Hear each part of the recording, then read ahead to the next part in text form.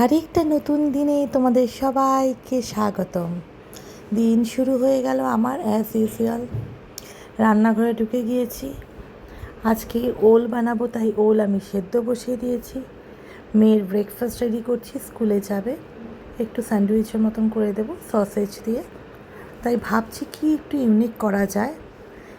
Always unique করার প্রচেষ্টাতেই আমি থাকি, কারণ তাহলেই হয়তো বাচ্চারা সেই চমকের ঠেলায় টিফিন বাটিটা শেষ করে আসবে।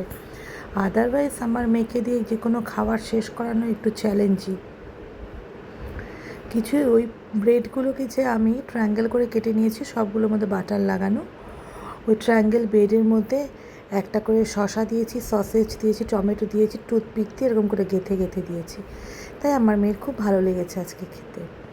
ওলের তরকারি বানিয়ে ফেললাম, নিরামিষই বানালাম, নারকেল দিয়ে বানিয়েছি।